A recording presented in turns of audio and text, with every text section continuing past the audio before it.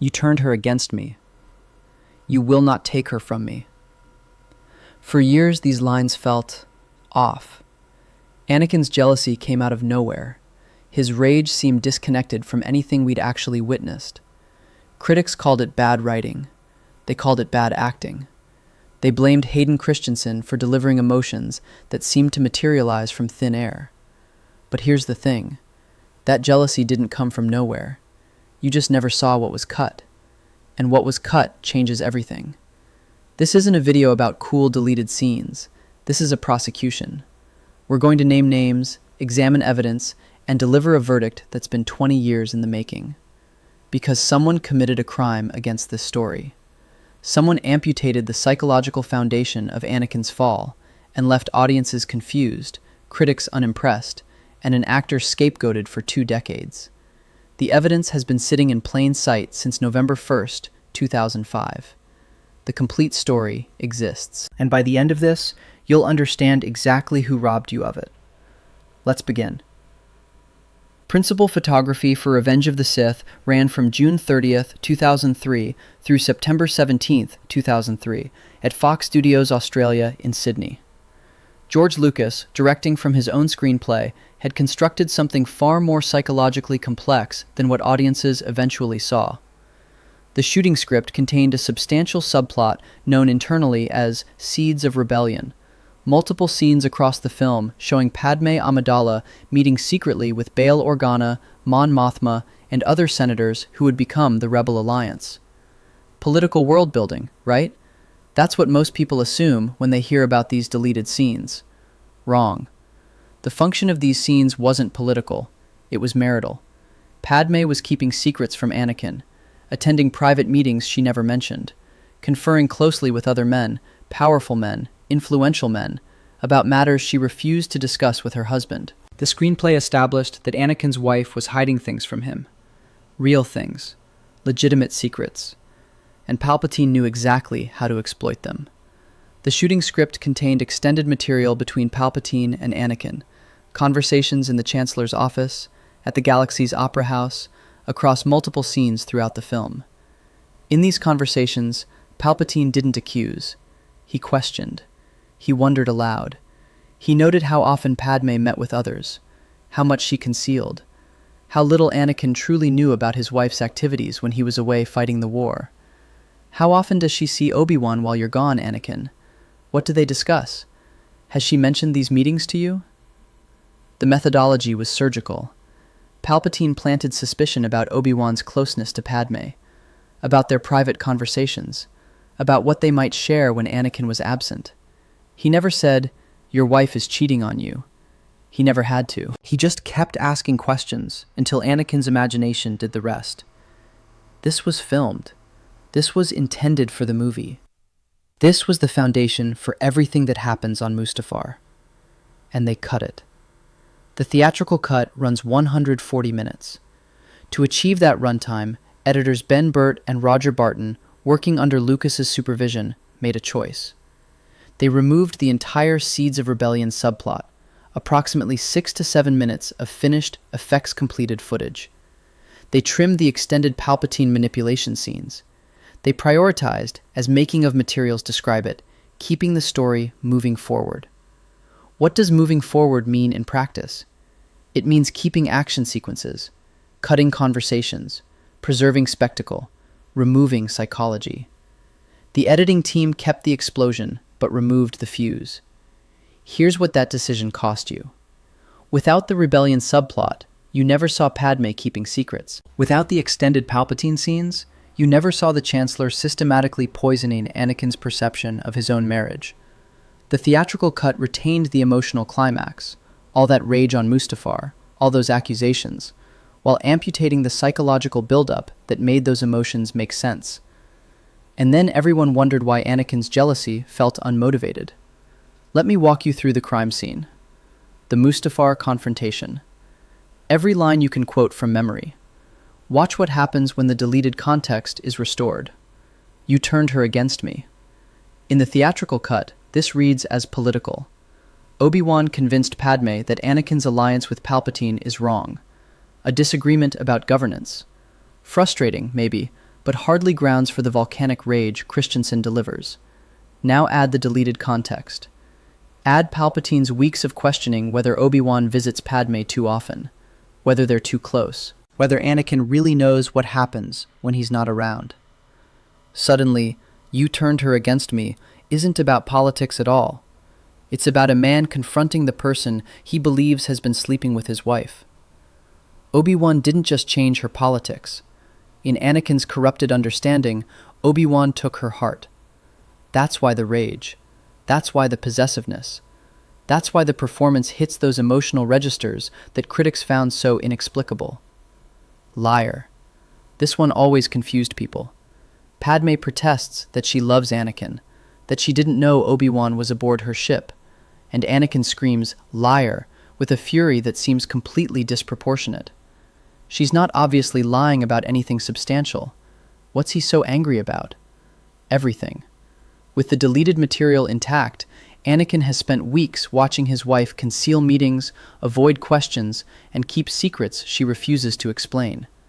Palpatine has been whispering that someone who hides one thing might hide others. By the time Anakin reaches Mustafar, he doesn't believe anything Padmé says. Not because he's irrational, because he's been systematically conditioned to distrust her. His certainty that she's lying isn't paranoid delusion. It's the accumulated effect of Palpatine's manipulation working on genuine secrets Padmé actually kept. She was lying to him, just not about what he thought. "You brought him here to kill me." Political paranoia or domestic tragedy? In the theatrical cut, this accusation makes Anakin seem unhinged. Why would Padmé bring Obi-Wan to kill him? There's no setup for this fear. Through the lens of the complete story, Anakin isn't making a political calculation. He's interpreting the scene as a husband catching his wife with her lover. She brought him, her lover, to eliminate her husband. The man she's been secretly meeting is now here, hidden on her ship, at the moment of Anakin's greatest vulnerability. That's not politics. That's the oldest story in human history. "I hate you," delivered as Anakin burns on Mustafar's shores. In the theatrical cut, it's hatred of a victorious opponent, someone who beat him in combat. With the deleted context, it's hatred of the man who stole his wife, the man who turned his marriage into a lie, the man who, in Anakin's understanding, took everything from him while pretending to be his friend and mentor. The personal register of that hatred, the intimacy of it, the betrayal in it, only makes sense when you understand that Anakin believes this fight was never about the Jedi or the Sith. It was about Padmé. "You will not take her from me." This line. This is the one that breaks the whole thing open. Listen to the phrasing. Not, "You won't change her mind." Not, "You won't turn her against me." Not political language at all. "You will not take her from me." Possessive, romantic, jealous. The phrasing of a man fighting for his marriage against a romantic rival. Obi-Wan will not take Padmé. Not her loyalty, not her agreement, but her love, herself. The line makes complete sense only when Anakin is understood to believe he's fighting to keep his wife from the man who seduced her. And the audience was supposed to understand that. They were supposed to watch this scene with full knowledge of Palpatine's manipulation, watching a domestic tragedy unfold in the ruins of a volcanic planet. Instead, they watched a confusing political argument and blamed the actor. Speaking of which, Revenge of the Sith premiered on May 19, 2005, opening to $108.4 million, the largest opening weekend at that time. Critics generally considered it the strongest prequel. But a consistent thread of criticism emerged, focused on Hayden Christensen's performance. Wooden, stilted, unmotivated emotions. A.O. Scott in the New York Times. Roger Ebert, who gave the film 3.5 stars, but noted that Christensen's emotional delivery seemed disconnected from circumstances. Review after review characterized the performance in similar terms. Here's what none of them knew. Or rather, here's what none of them considered. Hayden Christensen's performance was calibrated to material audiences never saw. He delivered emotions motivated by scenes that ended up on the editing room floor. He performed jealousy for which the foundation was cut. He acted opposite manipulation scenes that were trimmed from the theatrical release. His emotional register matched the complete screenplay. And then the complete screenplay was shortened by 20 minutes. And suddenly, his performance appeared to come from nowhere. For 20 years, Hayden Christensen took the blame for decisions made by Ben Burtt and Roger Barton. He was scapegoated, publicly, professionally. The narrative of wooden acting became so reflexive that people repeated it without questioning whether the actor or the editor deserved the blame. A generation absorbed this verdict. Christensen stepped back from major Hollywood roles. And all along, the evidence that would have vindicated him sat in the supplementary materials of the DVD release, available since November 1st, 2005. The vindication finally came, sort of. On May 27, 2022, Christensen returned to play Anakin Skywalker and Darth Vader in the Disney Plus series Obi-Wan Kenobi. His performance, conveying Vader's wounded rage, the remnants of Anakin beneath the mask, the emotional devastation of confronting his former master, received strong, positive reception. Critics praised the same skills they dismissed 17 years earlier. The skills weren't new. They were the same skills he'd always had.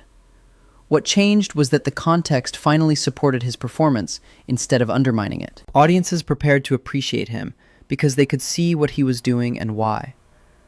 But here's the injustice. The Obi-Wan Kenobi success shouldn't have been necessary for rehabilitation. The evidence was always there. The deleted scenes. The novelization. 20 years of vindication sitting on a Blu-ray disc that most critics apparently never watched. Oh, right. The novelization.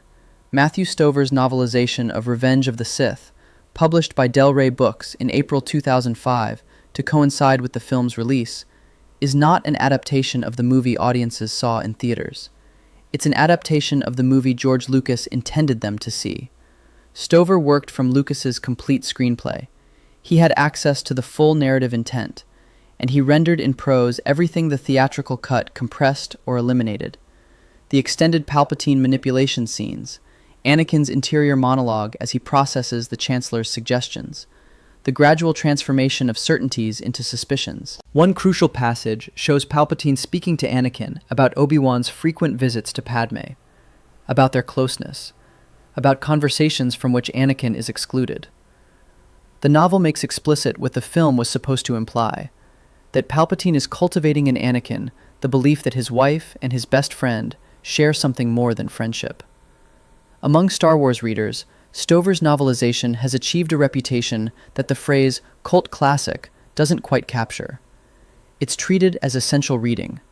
Many consider it the finest Star Wars novel ever written, and having looked at the competition, that assessment holds up. The reputation rests substantially on the psychological depth absent from the theatrical cut. Fans who've read it understand Revenge of the Sith in a way theatrical audiences cannot. Because the novelization contains the complete story. For 20 years, these readers have known the truth. They've watched the theatrical cut take the blame. They've heard people criticize bad writing and wooden acting and unmotivated jealousy. And they've known with the certainty of people who read the source material, that the criticism was unjust. It's a masterpiece. Stover's novelization. If you've never read it, you've never actually experienced Revenge of the Sith. You've experienced an amputated version, and you've been judging the patient for limping. One more thing. This part is speculative. I want to be clear about that. It can't be proven through released footage or official text, but it deserves mention because it represents the depth of analysis fans have brought to this story, searching for the complete narrative the theatrical cut denied them. The theory proposes that Palpatine didn't merely manipulate Anakin's perception of Padmé, he actively killed her. Think about it. Padmé dies because she lost the will to live. That's the explanation the medical droids offer. And for 20 years, audiences have found it dramatically unsatisfying. Inconsistent with the character's established resilience. Medically dubious, to say the least. She just gave birth to twins who need her, and she gives up? The theory offers an alternative. Remember Palpatine's story about Darth Plagueis, the ability to influence the midichlorians to create life? What if that power works in reverse? What if Palpatine drained Padmé's life force to sustain Anakin after his immolation? The film's editing seems to support this reading. It cross-cuts between Padmé dying and Vader rising, suggesting a mystical connection. One life ending as another continues. And it explains how Palpatine could tell Vader with such certainty that Padmé died, because Palpatine killed her. This reading transforms the tragedy. It's no longer an unexplained coincidence or a weak plot point. It's the final manipulation. Palpatine ensuring that Anakin can never return to his wife, that the bridge back to his former life is permanently, deliberately burned. Speculative? Yes. Unprovable? Yes. But even the impulse to develop this theory reflects something true, that audiences sensed incompleteness in the theatrical cut, that they've been searching for the full story for 2 decades, that their intuition was correct. Pieces were missing. The narrative made more sense than what appeared on screen, and someone owed them an explanation. Here's your explanation. The Mustafar confrontation was never supposed to be a confusing political argument. It was supposed to be a domestic tragedy. A man who believes his wife has been unfaithful, confronting the man he believes seduced her. The jealousy was written. The accusations were motivated. The possessive rage followed logically from months of Palpatine's manipulation, exploiting both Padmé's actual political secrets and cultivated suspicions about her relationship with Obi-Wan. Everything made sense. And then it was cut. Ben Burtt and Roger Barton removed the psychological foundation of Anakin's fall to achieve a 140-minute runtime. They kept the spectacle and cut the humanity. They preserved the fight choreography and eliminated the character work. And when audiences found the emotions inexplicable and critics blamed the actor, nobody in the editing room raised their hand to accept responsibility. The evidence has been available since November 1st, 2005, the deleted scenes on the DVD. Matthew Stover's novelization from April 2005. The complete story exists, preserved in supplementary materials and tie-in fiction for anyone willing to look. For 20 years, fans who knew this were dismissed. People who'd read the novelization and understood Anakin's jealousy were told they were making excuses. People who'd watched the deleted scenes and seen the manipulation take shape were told it didn't matter because it wasn't in the theatrical cut. Not anymore. The verdict is in. The theatrical cut of Revenge of the Sith committed a crime against its own story. It scapegoated Hayden Christensen for an editorial decision. It left audiences confused about emotional climaxes they should have understood perfectly, and it's taken 2 decades for the full weight of that crime to become apparent. You sensed something was wrong because something was wrong. The jealousy wasn't bad writing, it was amputated context. Hayden wasn't a bad actor, he was performing scenes that made complete sense with footage you never saw. The complete Revenge of the Sith exists in the novelization and the deleted scenes, and for 20 years, the fans who knew this were dismissed as apologists. You were right all along. Case closed. Subscribe for more stories like this.